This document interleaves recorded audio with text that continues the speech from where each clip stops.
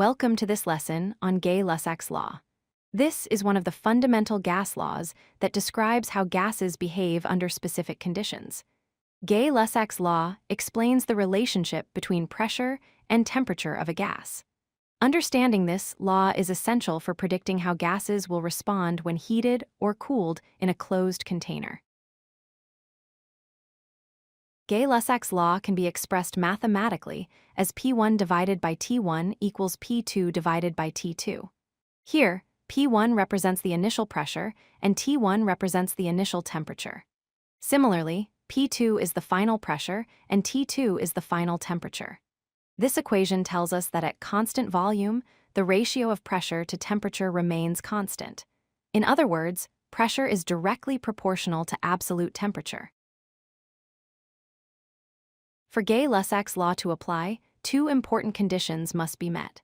First, the volume of the gas container must remain constant throughout the process. This means the gas is kept in a rigid, sealed container that does not expand or contract. Second, the amount of gas, measured in moles, must also remain constant.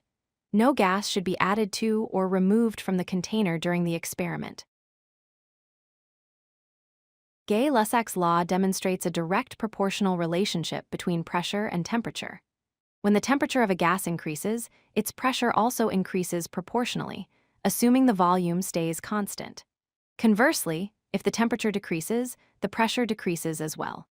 This happens because heating a gas gives its molecules more kinetic energy, causing them to collide with the container walls more frequently and with greater force, thus increasing the pressure.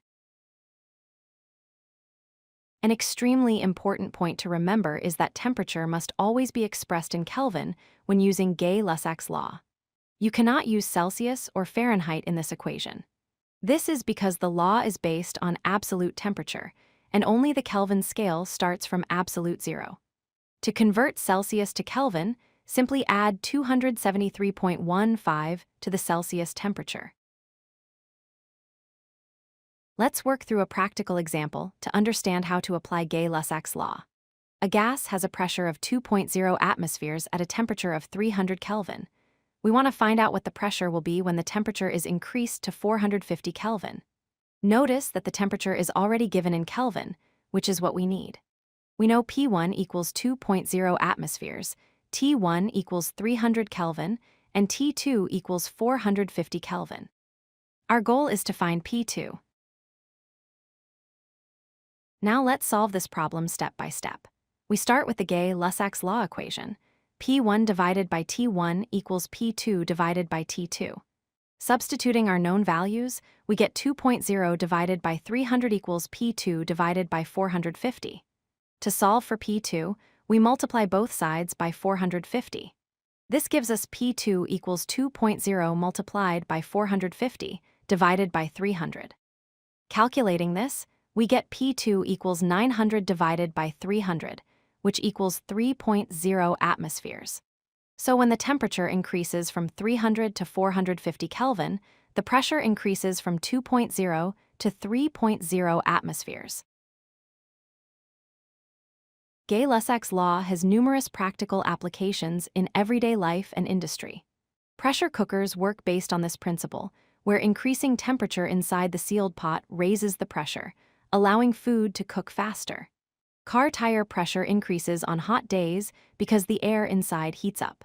Fire extinguishers rely on this law, as the pressurized gas inside can expand dangerously if exposed to heat. In industrial settings, gas storage tanks must account for temperature changes to prevent dangerous pressure buildup. Understanding this law helps engineers design safer equipment and predict gas behavior in various conditions. If you like this video, hit that like button and don't forget to subscribe. Visit codelucky.com for more such useful content.